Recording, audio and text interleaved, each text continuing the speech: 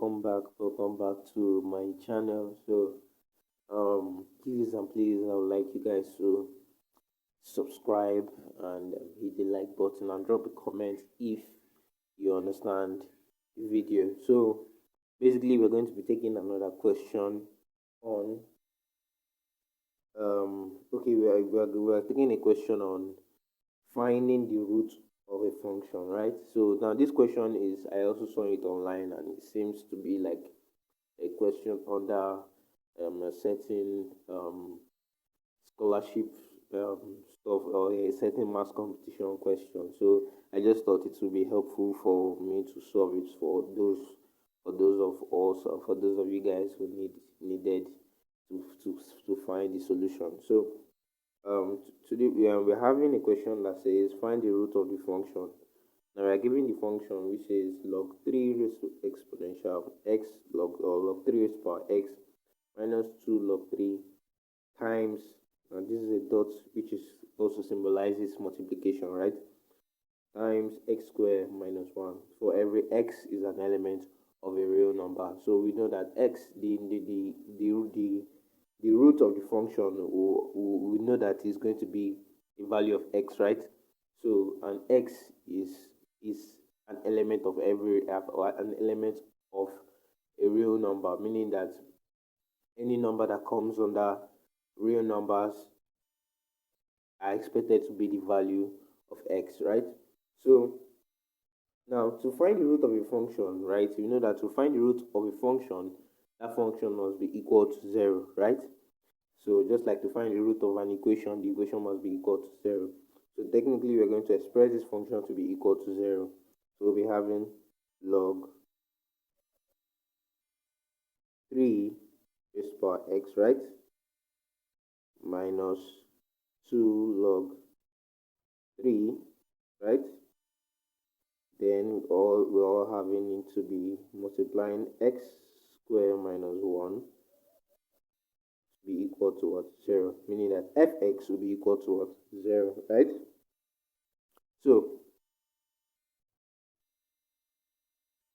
proceeding, we'll be having, now we're going to multiply these two factors together, right? So x squared times this will be having x squared log 3x. X squared times this will be having minus 2x squared log 3, right? Now we multiply it using x squared, multiply using minus 1. Minus 1 times this will be having minus log 3 raised to power x. Minus 1 times this will be having plus 2 log 3. Now all equal to what? 0. So now we're going to express this so that we can be able to collect or have like terms, right? So know that if I can bring this x to this point, right? Well, we all know that log a raised to power b can be equal to b log a, right?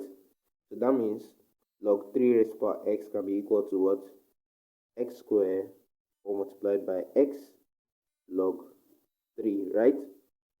Minus 2x squared log 3, right? Minus log 3 raised to power x can also be written as what? X log 3 plus 2 log 3 equals 0, right? So now we're having a little bit of some common terms here, which is log 3. Log 3 is common here, log 3 is common here, log 3 is common here. First, let's multiply through by this. We'll be having x raised to power 3 log 3, right? Minus 2x squared log 3 minus x log 3 plus 2 log 3 equals 0. Now simply we can divide through by log 3. So we'll be having divide through by log 3. So we'll be having x raised to power 3 log 3 minus 2x squared log 3 minus x log 3 plus 2 log 3 equals 0. Dividing through by log 3. Dividing through by log 3. Log 3. Log 3. So definitely this will cancel out. And dividing through by log 3 too. So 0 divided by log 3 is simply 0, right? So this will cancel out, this will cancel out, this will cancel out. So we'll be having x squared minus 2x minus x plus 2 equals 0. So you see we're having an equation, right? Not just an equation, sorry, this is x raised to power 3. Now, not just an equation, we're having a cubic equation. So now, and we are asked to find the root of this particular equation. So first, we're going to apply trial and error method. Now, what do I mean by trial and error method? Meaning that we're going to impute a certain value into this equation to see if it will give us 0. So first, we're going to start with 1, right? Let's impute a value inside this equation. When I mean imputing a value, I mean let's impute a value of x inside this equation that will give us 0, right? So now for example, let's say let x be equal to 1. So if I put 1 in this equation, will it give me 0? So let's test it out. So if I put 1 raised to power 3, if I substitute x for 1, right, into this equation, so this minus 2 brackets 1 raised to power 2 minus 1 plus 2. Now 1 raised to power 3 is 1 minus 2 times 1 raised to power 2, that's 2 minus 1 plus 2. You see that when this will cancel out and this will cancel out, it gives me what? 0.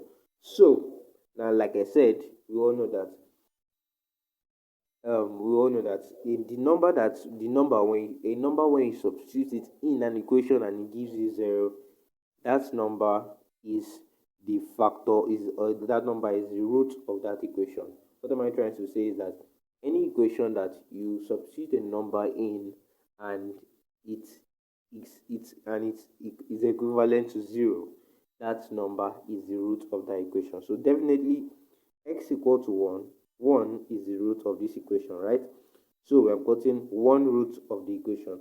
Now we all know that cubic equation usually has 3 roots, just like a quadratic equation has 2 roots. So a cubic equation definitely will have 2 roots.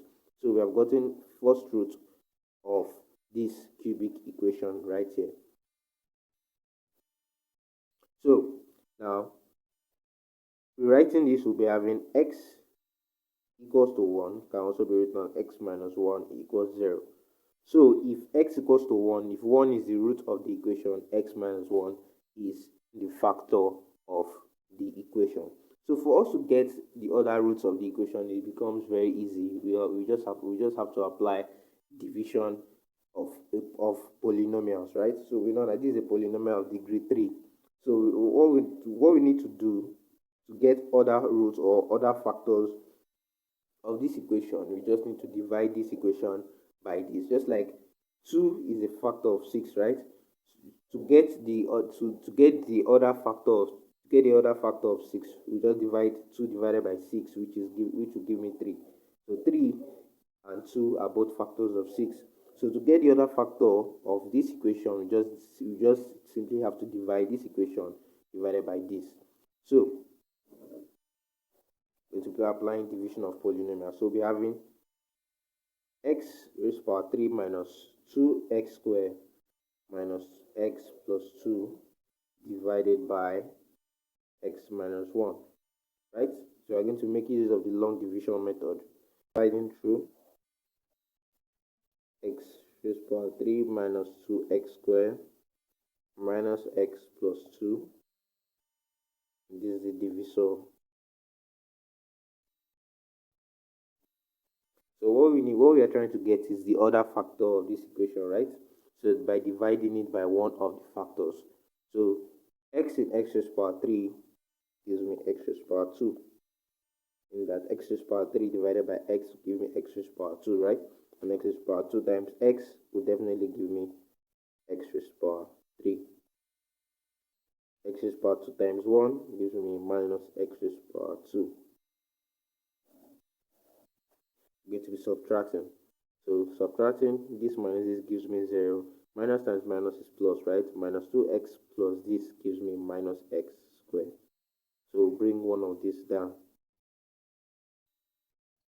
X minus x raised to power 2, meaning that minus x raised to power 2 divided by x gives me minus x. Minus x times this gives me minus x raised to power 2. Minus x times this gives me plus x. Subtracting through, minus x squared, minus times minus is plus, right? Plus this, so minus x squared plus x squared is 0. And minus x, minus times plus is minus x gives me minus 2x. I'm bringing this one down. X in minus 2x is minus 2. Minus 2 times x is minus 2x. Minus 2 times minus 1 is plus 2. Subtracting through, minus 2x, minus times minus is plus, so minus 2x plus 2x is 0. And minus times plus is minus 2 minus 2 gives me 0. So, that, like I said, when you are dividing through, there will be no remainder. The remainder will be equal to 0 because you are dividing with the factor. So now this value we have here is the answer when we say this is power 3 divided by, okay, this equation x squared minus 2x squared minus x plus 2 divided by x minus 1 gives me x squared minus x minus 2. So this here is the factor, is one of the factor of this equation, right? But you see that this is a quadratic equation, meaning that in this equation there are two more factors to go, right? Because this is one of the factor of this equation, and when we divide it, just like I said, 6 divided by 2 gives me 3.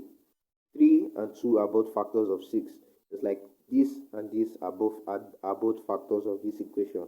So, but this is a cubic equation. It's supposed to have 3 factors. So, but we're having here as one of the factors to be a quadratic equation. So when we simplify or factorize this quadratic equation, definitely we are going to be having 2 factors of this equation, right? So now let's factorize this. This is x squared minus x minus 2, right? So factorizing this quadratic equation, what are we going to be having? Okay, for factorizing this, let's assume this to be equal to 0, right? So factorizing this will be having x squared plus 1 plus 1x minus 2x minus 2, right? These are 2 factors. When I multiply it, it will give me minus 2x, or when I add it, it gives me minus x. So factorizing this is x, open bracket, x plus 1 minus 2, open bracket, x plus 1 equals 0, right? So given this, we're going to be having x minus 2, x plus 1. So these are 2 factors of this quadratic equation, and this quadratic equation is a factor of this cubic equation. So definitely these 2 factors are both factors of this cubic equation, right? So since these are equal to 0, so x equals to 2 or x equals minus 1. So we can call this the root of this quadratic equation. These are factors, but these are roots. So these are roots of this quadratic equation. So if these are roots of this quadratic equation, and this quadratic equation is a factor of this cubic equation, definitely these are roots of this cubic equation. So definitely now we are having the 3 roots of this cubic equation. The first one we had was x equals to 1, which is this, and the remaining 2 we have x equals to 2 and x equals minus 1. So the root of the function which were given at the start of the equation R, 1, 2, and minus 1. So it's so easy and a very simple process in solving. So thank you guys for watching, and please hit the subscribe button and hit the like button so you get notified anytime I upload a new video. And if you like this video, please drop a comment and subscribe. Thank you very much. Thank you for watching.